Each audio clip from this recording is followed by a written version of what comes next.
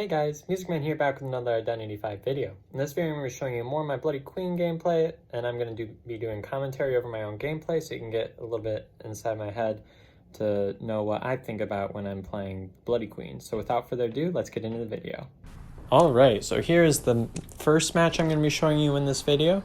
In this one I'm playing Bloody Queen on Arms Factory. So this video is going to be a compilation of 3 different matches that I had while I was playing ranked, and this is just the first match that I have. So I come across the Perfumer here. The Perfumer isn't exactly my favorite first target, just because they can use their perfumes a bunch of times, and it can be kind of difficult to get a secured first hit on them because they'll just perfume back and undo the damage. Anyways, I get over here, and I get really lucky. I find the Mind's Eye right here. And the Mind's Eye is a blind character who has super fast decoding speed, so whenever you match up with her, she's going to want to be your first target. That, along with Mech. So that was a relatively easy first down for me, so I get the Mind's Eye on the chair for the first time. So now I see my tinnitus is going off, so I know that somebody's got to be close, getting ready for a save. In this match, I decide to run Patroller, but I'm actually reconsidering that decision. I might try to start using Blink more often. Just as I'm getting closer to the high tiers, I might want to start using Blink. And now the reason why I go for another hit is so that I can get my presence to the maximum level. And now all I do is just wait until the Mind's Eye falls down. So now the Mind's Eye is going to the chair again. And if you get a Mind's Eye on a chair, you want to try to stop allowing them from getting away at all costs, even if it means letting like the rescuer go and stuff. So there I was trying to disrupt a little bit of the decoding, and I think it's the Perfumer that tries to go for a save this time. But I see the Prospector's right here, that's being disrupted, but the Perfumer ends up saving the Mind's Eye, and the Mind's Eye ended up going like right into me. And being that she's a blind character, she didn't really know much better, but now I'm just kind of waiting for the Mind's Eye to be down. So now I'm at 3 ciphers remaining, and I got the Mind's Eye out. So overall, I'm doing really good. Oh wait, I forgot about this. The Prospector actually does a really good stun there. But so now what I like to do with characters that like bullying like that, I just try to get an easy hit with my mirror over here. Now he's got to be a lot more cautious if he's going to try to go for the save. And what I do is I see that he's over there, so I'm going to start running to a different chair. He still ends up getting a good stun there. He's doing a good job prolonging this Mind's Eye's life. But I'm still, once again, going to be able to get the down.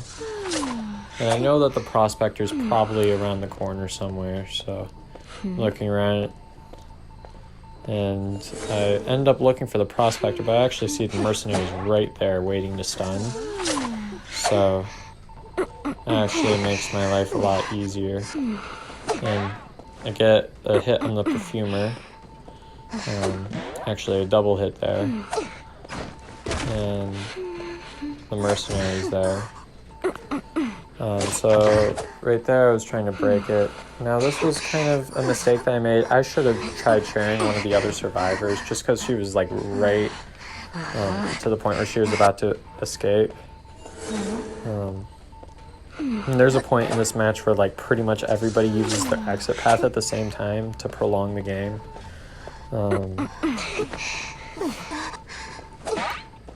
See, the Prospector was trying to do a save there, but I got it down with my mirror. See, exit path on the Perfumer. and then the mercenary, and then they pretty much got this game back on with one cipher remaining. They're kind of turning this game slightly back in their favor, but I've got the prospector on the chair, so that also puts a lot of pressure on the survivors. So right now, utmost importance is making sure that last machine doesn't get decoded. So I'm also trying to prevent that, but also trying to stuff a save at the same time. And I don't really know how that hit the chair, but apparently it did. So now I'm just gonna chase the prospector because you know me. I'm gonna want to get, I want to secure this kill so that it'll be easier for me once detention kicks in. And they weren't able to get the prime cipher that time, which was nice for me. I can get another chairing in there. Now at this point, I'm really looking at the last cipher. I figure it's got to be close to being completed. And I see the mercenaries over here. But I figure that the perfumer's pretty distracted at the moment. And I actually end up getting the terror shock, but somehow the perfumer got back to the cipher. So the prospector's only got one more chairing left, so I'm definitely going to target him. He does a really good job stalling time for his teammates. I was really close to getting the stun there, but it didn't end up happening. Or getting the hit there, but it didn't end up happening. And I'm just going to chase the prospector, try to secure this draw. And I do end up getting the prospector down after a little bit of time. But at this point, the other two survivors are at the gate, and they're going to leave now. And that's the end of game one. So now we're going to get on to the next match, which is of me on Moonlit. Now, Moonlit, I would say, is probably my favorite hunter map. There's just a ton of open areas and not a ton of amazing palettes. I'd say that this is my favorite map for probably any hunter. So I get lucky I come across the prisoner first, which is a really good first target. And I do end up getting the hit and then stepping back so he can't pallet stun me. Now, I think the prisoner should have taken his boost and just gotten way out of there. But I got my mirror there, and I'm going to down the prisoner for the first time. Now, I know the forward's around here. So what I'm going to do is I'm going to patrol the forward and watch how this plays out. So I patrol the forward, pick up the survivor. He's about to stun me, but the patroller actually ended up stopping him. I'm actually going to double hit the forward there. So now the forward's not a problem at all. Now I'm just trying to rush over here to tie down the prisoner before he struggles free. And what I do is I'm going to make sure nobody can decode that cipher remotely. And I was checking on the forward, but the prospector actually ended up getting the save in right at that point. So, but I was able to use my mirror to get an easy second down. So now I think that, in my opinion, the prospector shouldn't go for the save at this point because, I mean, you could already tell from the first save that he didn't have Tide. But he ends up finishing that cipher there and going for the rescue. And now, you know what I like to do? I'm just going to try to get down the prisoner to secure my first down. And seeing if I can get another hit on the prospector here with my mirror. But I see that's not really going to happen, so I'm going to switch. And after it takes, I end up getting this prospector down. I know that the prospector has to heal for a little while, but the prisoner has also been there. So I was half expecting the forward to hit the pallet there, so I wasn't super worried about him. But that was a good attempt. However, I'm going to be on the forward's tail right here, trying to get him far enough away to the point where I can save without worrying too much about being stunned. And the forward's over there, but I mean, my goal here is to make sure that the prisoner doesn't get healed. And that was a good attempt at a stun, but I was able to move out of the way before the stun was up. Now the prospector's down, but really what I'm after is the prisoner. So I'm going to keep on targeting the prisoner, and I'm actually going to end up getting him down here. So the max presence makes it a lot easier to hit with a mirror. So now what I do here is I'm going to pick up the prisoner. The forward's going to attempt a stun, but ends up hitting the guard there, and I'm going to hit the forward down there. And this is just kind of proof of how powerful swinging while you have a survivor on the balloons is, because you get no hit recovery at that point. So now, just because the forward was down right in front of me, I'm going to end up chairing the forward for the first time, just so it forces one of the survivors to come off a cipher to go for the rescue. So at this point, I'm pretty sure it's the perfumer that tries to come for a save here. I can see that my tinnitus is coming off, so I know someone's close, and I see the perfumer there. The perfumer's going to do a good perfume there. The perfume was almost running out, but I'm still going to target the prospect, or not the prospector, the forward. He's going to try to dash away. And I'm just targeting the forward because he's already been chaired, and I want to keep my progress going. So I look at where the forward is. My mirrors ended. So what I do is I use trump card, switch to teleport to get right there where the prospector was attempting to heal the forward. So I was able to get an easy hit that way. And I know the forward still got a lot of healing to go, so that spares me a little bit of time. And I placed that mirror a little bit too far there. I probably should have placed the mirror about halfway across the working carousel. And now I'm just kind of back for the forward here to make sure I can get another chairing in. So now this forces, I think it's again the perfumer that goes for another save. And this perfumer does a really good job at using the perfumes at the right time to bait a hit, and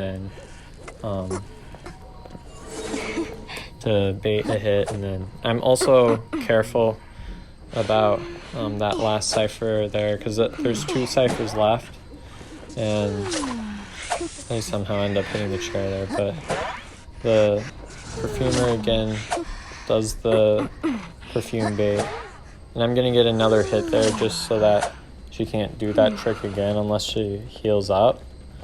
So now I'm here, and I'm gonna try to get the forward again. So that was kind of a better mirror placement there. So now I'm going to be trying to get the forward around here. This area is not generally a really good area for survivors. It's just this forward's able to work around it quite a bit because there's those windows, and the forward already has his increased vaulting speed, which is really, really good. So I was able to get the forward there, and now I'm going to put the forward on the chair for another time. So now I think this was the last chair. I think he's on a chair. So now what I'm going to do is I'm going to be looking around for that last cipher. I'm going to be looking around for a cipher that's wiggling. And I don't immediately see it right now. But I'm just, because they're healing up, and I'm going to wait until one of the ciphers starts wiggling, and then that's where I'm going to teleport. Now, being that they healed up, chances are they're going to be together. So, I see the prospector ended up going right here. Now, Bloody Queen is a pretty good counter to Prospector because the Prospector can't use the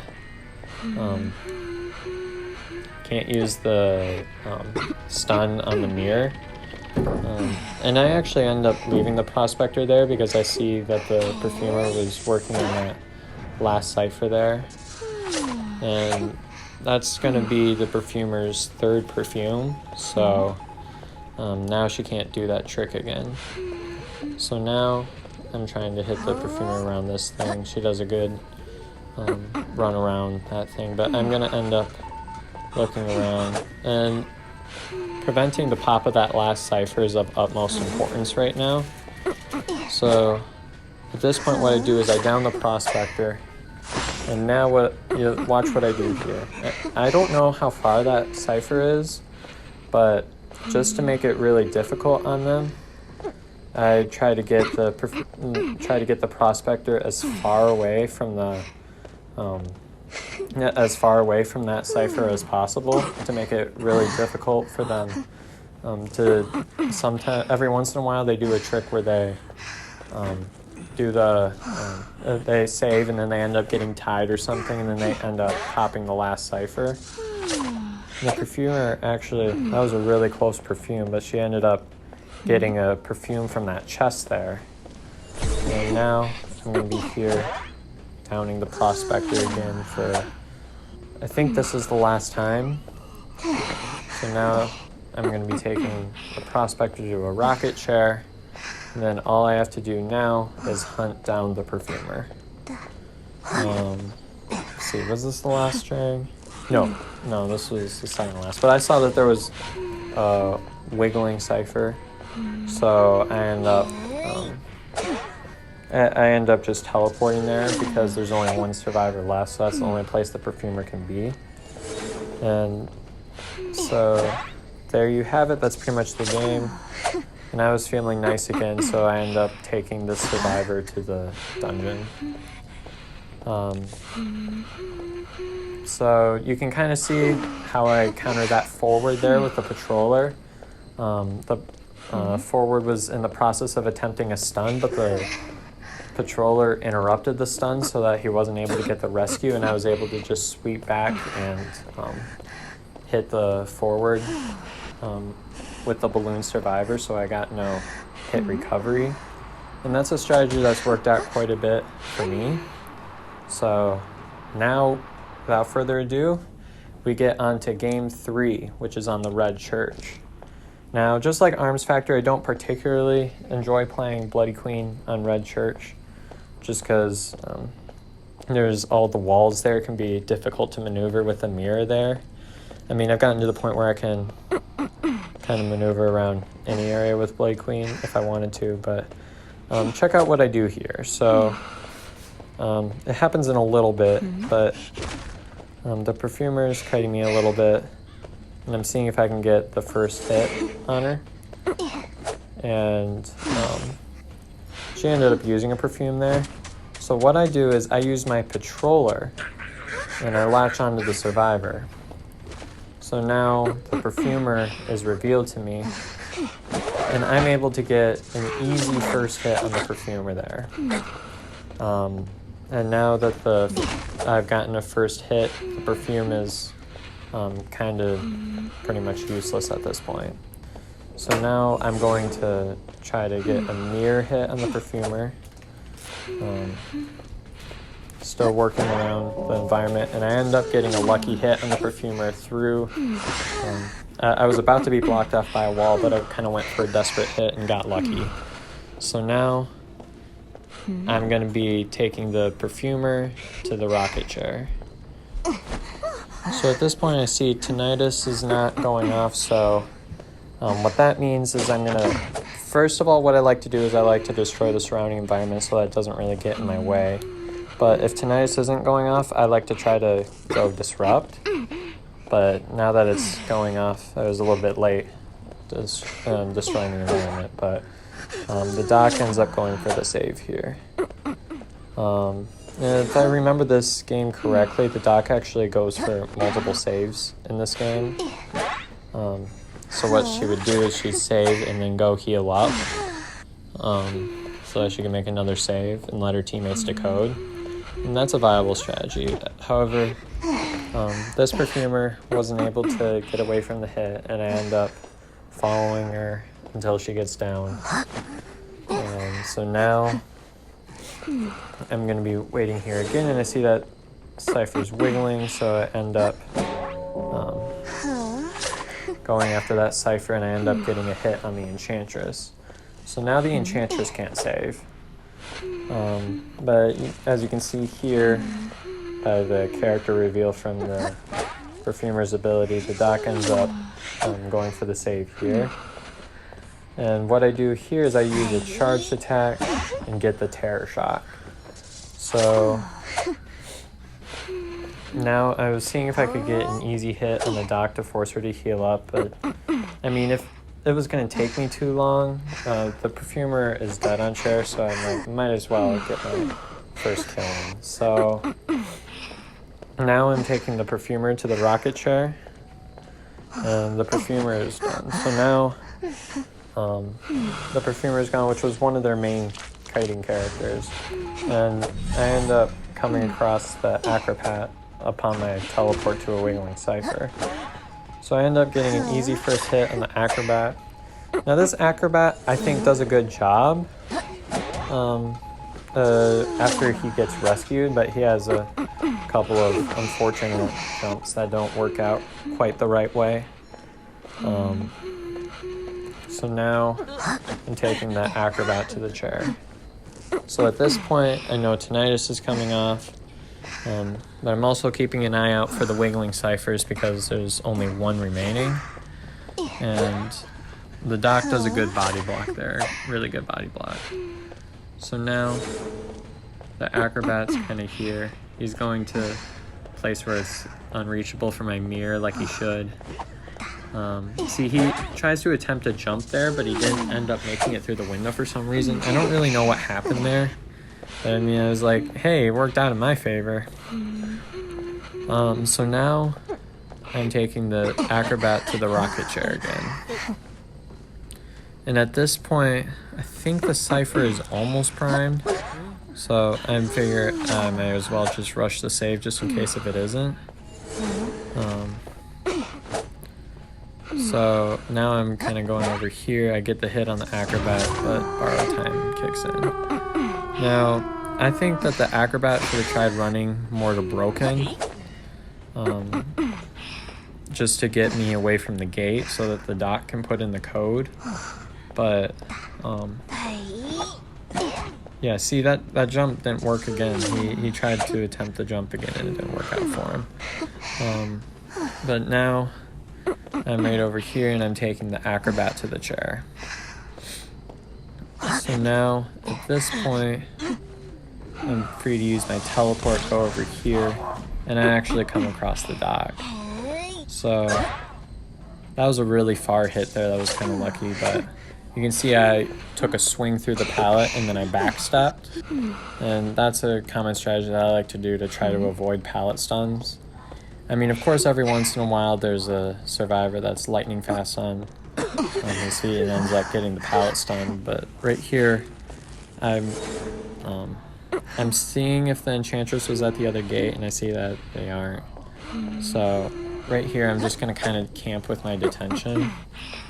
And the Enchantress ends up getting dungeon, and that's the game. Well, I hope you guys enjoyed that video. If you did, please consider liking this video and subscribing to my channel for more content like this. And let me know in the comment section below what you thought. Thanks for watching.